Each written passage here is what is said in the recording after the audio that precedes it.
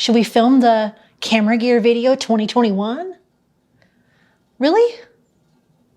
You think it's overdone? You think everyone would know I was gonna do it? Like it's predictable? Let me see what other people are doing. They're expecting me to do something different. Oh. Yeah. In which case they'd expect just that. Oh, they'd call you on your bluff. Yeah. So maybe we need to double bluff. Oh my God, you are so smart. We need to do a what's in my camera bag 2021 exactly like they're expecting. Yes. Okay. I'm going to follow the advice of Peter McKinnon and Julie Nolke and do a double bluff video. And let's go ahead and film my camera gear for pet photographers 2021 video right now. Are you going to help? Do you agree? Do you agree with Pete? Let's do it.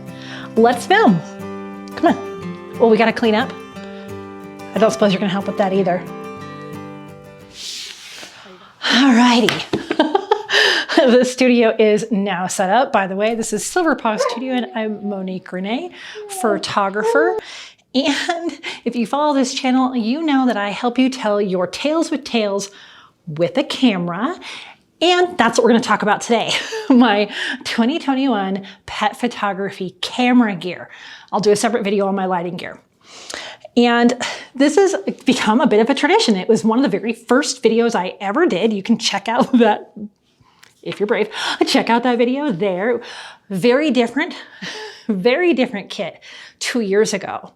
And last year I did a video and I've added a couple of things to the bag and I want to tell you about these things. And while I think gear, the particular gear doesn't matter, I want to give you some choices. You can use a phone all the way up to the Sony.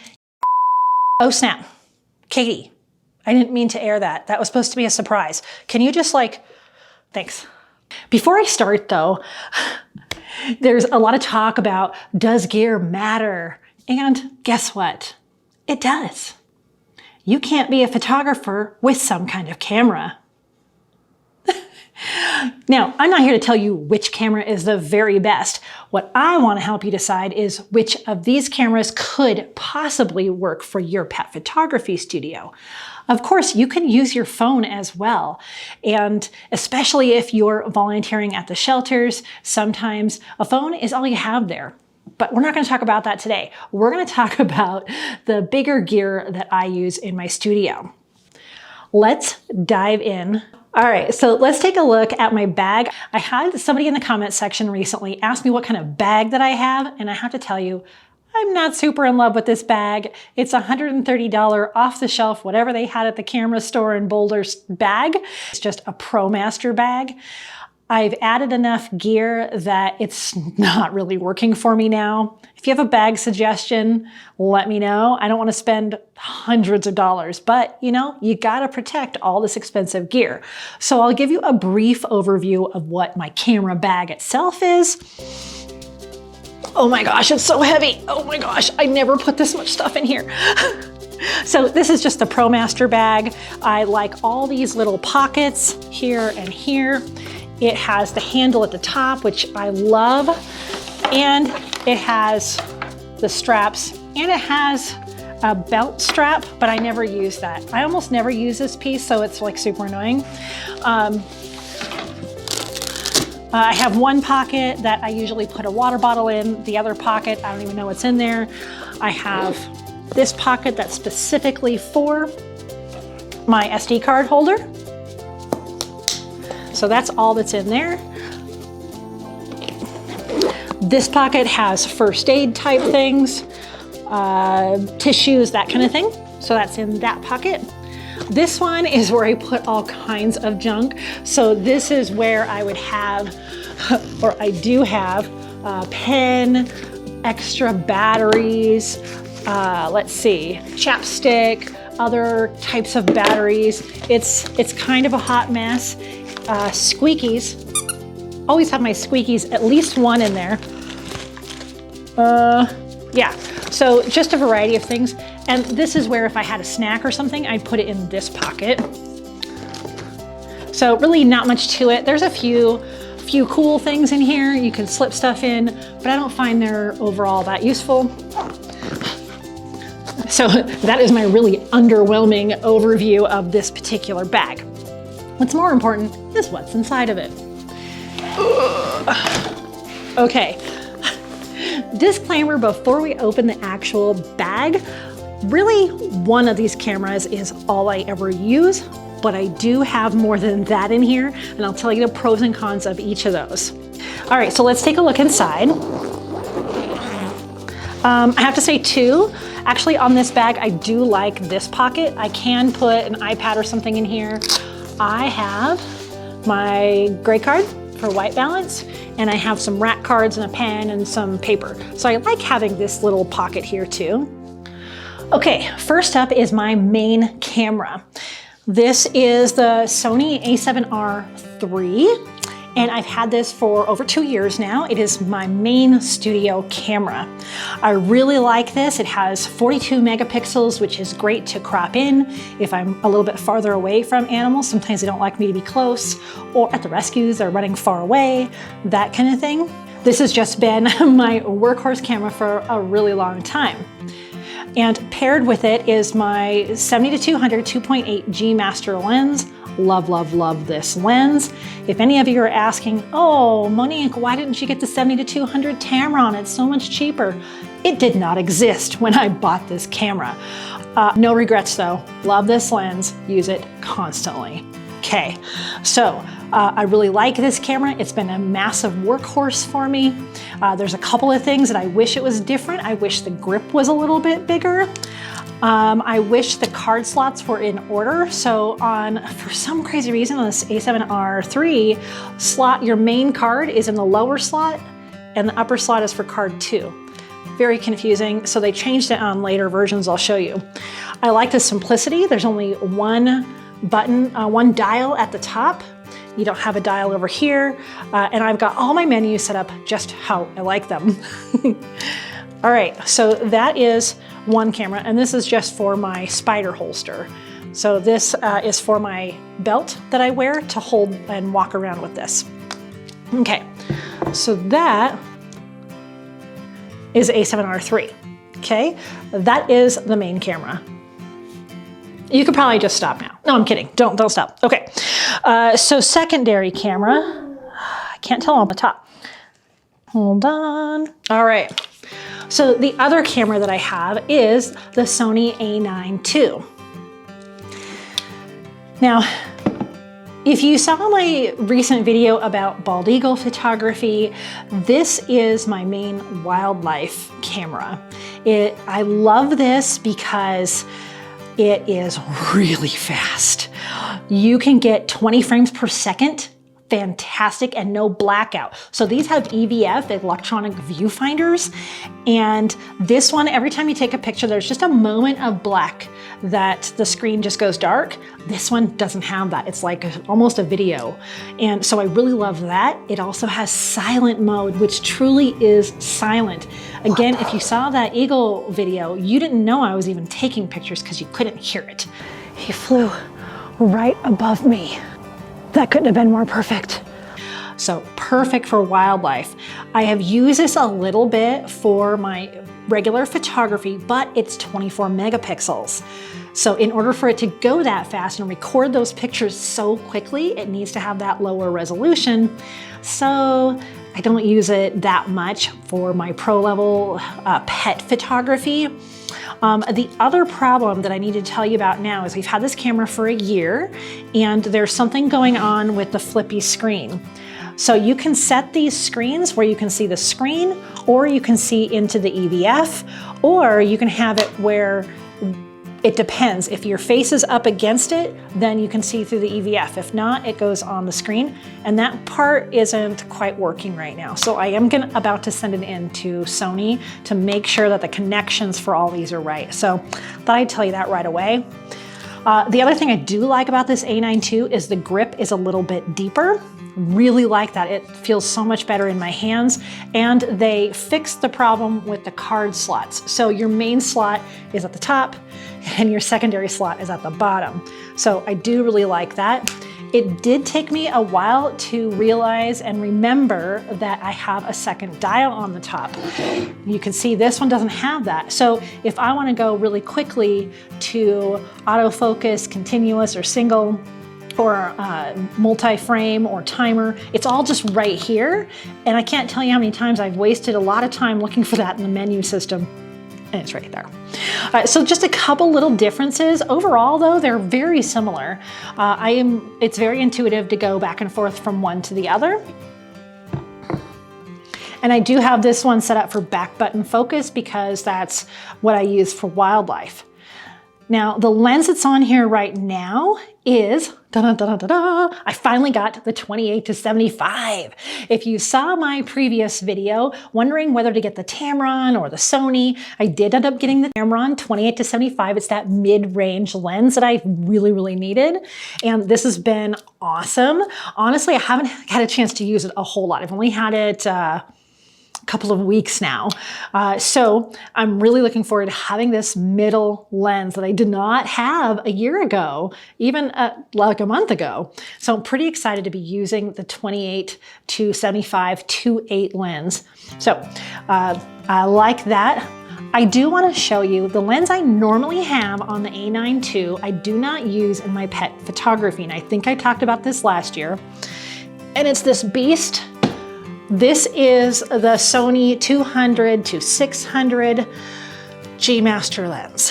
This is a wildlife lens. I did use it once at the shelters, and you can see that picture here. And I think I called it, for pet photography, ridiculous about 10 times.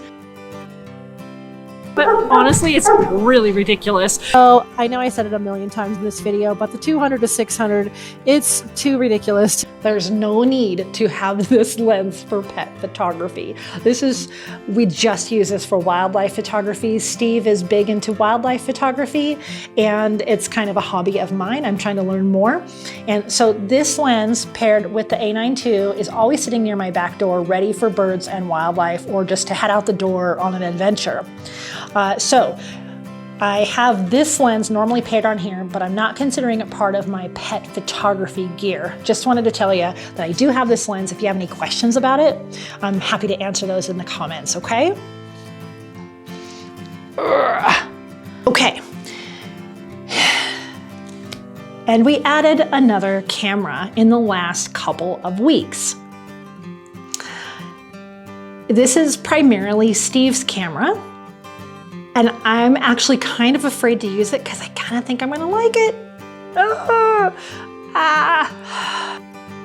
a Sony fangirl. You ready? Okay. This, my friends, is the Sony a7R IV. It is overkill. This is 62 megapixels. We had to buy new SD cards. Yeah. Honestly, I haven't really touched this because Steve sets up his settings very differently from me. And I really thought I was gonna like it too much. So I haven't played with this at all. What is interesting to me is the similarities in the a7R IV and the a7R III, where there's not a secondary dial here. So the ergonomics of this, again, it's got a nice deep grip, which is so much better. My pinky falls off of this all the time, and I never did spend a couple $100s for a grip there, an extra piece, you know. I didn't want to do that. Again, the card slots are how they should be, slot 1, slot 2. The back of all these cameras is really, really similar. So they're all similar, they're all Sony, which is amazing. I really, really like that. I think with the Sony a7R IV, this will primarily, again, be wildlife, but if I have a time where there is a dog that is a little bit scared, I'm gonna tell you what, I'm gonna put the 70-200 on the a7R IV, and between the zoom and the cropping, it'll be awesome. It'll be perfect. So although this is geared a lot towards landscape and wildlife, with the huge megapixel size, I mean, it's not gonna have fast for some of the birds like the A9 II, but this would be freaking-tastic for an animal you have to stay far away from. I can even picture this for people who do a horse event photography where they're all the way across the arena and you want to get that reach and you don't want to carry that ginormous lens. Put the 7200 on the A7R4 and you have lots of room to crop. That is the main reason we got it, for that extra megapixel count so we can crop in, because as much as we try to get everything right in camera, you just can't always do that, especially when we're working with animals, am I right? Yeah, so if you want, I will do a comparison video using all three of these for pet photography, but I think they all have their strengths. Oh, I forgot to tell you too, I still have the 17 to 28 millimeter 2.8 Tamron lens too.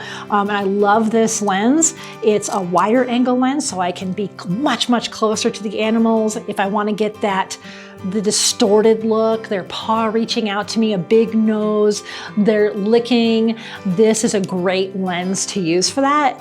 And I use it a lot for video. Now, so now I have the trifecta, Tamron, Sony, and I think the Tamron lenses have been totally fine. Do I want, the Tesla version of every lens? Sure, but it was more worth it to me to invest money in other things. So maybe eventually I'll upgrade the Tamron lenses to Sony brand, but I don't think I really need to. People have asked, why don't you choose different brands of lens? There's just so many. And so I go with this one. It's fine. It's fine. I'm not a Gerald Undone. So I don't need to get that particular on every single piece of gear that I buy. I want it to be high quality and do what I need it to do and do what my clients need it to do. Now, as you know, I also love the Sony ZV-1, which I am filming on right now, but I primarily use that for video. So again, with all of these, even though I can only use one at a time for stills, since I do so much video work, I always have to have at least 2 cameras for video work. And if you want to see all my video gear, I have an entire playlist of all of that I made. So you can find out every single piece of video gear that I own up until that point. Oh my gosh. Oh, so I've got the Sony ZV-1 and I rarely use that for still photos. Now, you've probably seen the video I did using it for some product photography, and that actually worked out really well. I was happy with that. I've also used it to create the thumbnail images for videos and for selfies. It's got this smile mode, and I used that recently at my house. Oh, Katie, I'm sorry. I wasn't supposed to show you that. That's footage for a different video, but my editor, Katie, can you just delete that off there? Thanks. So you can use the Sony ZV-1 for really nice selfies too. So there's that. And that is pretty much my camera specific gear that I have charging into 2021. Right now it's January of 2021. And this is all the gear I think, that I plan on buying for the year. Which one would you like to know more about? Which ones would you like me to compare? I'm happy to do a comparison either with Bailey or at the shelter and give you my feedback. They all have vastly different price points. And again, you could always use a phone. So gear matters, but exactly which gear you use doesn't have to matter. Well, let's think I can think of that differently. So does gear matter? As a photographer, you need gear. So yeah, you have to have gear. Which gear you get though, completely depends on you, your budget, and what you photograph. And so if you're really into Sony, like I am, and pet photography, here are some of your options.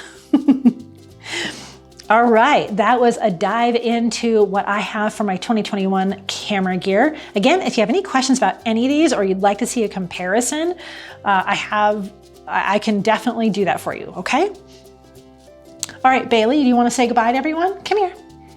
Come here, honey. Come here. Come on. All right. Bailey, what do we always say? That's right. Thanks for joining us here today at Silver Paw Studio, and as always, I wish you many woofs, PERS and TREATSs. Yeah, see, if I spell it, you don't know I'm saying treat. Oh snap, I said treat. Oh, I'm in trouble now.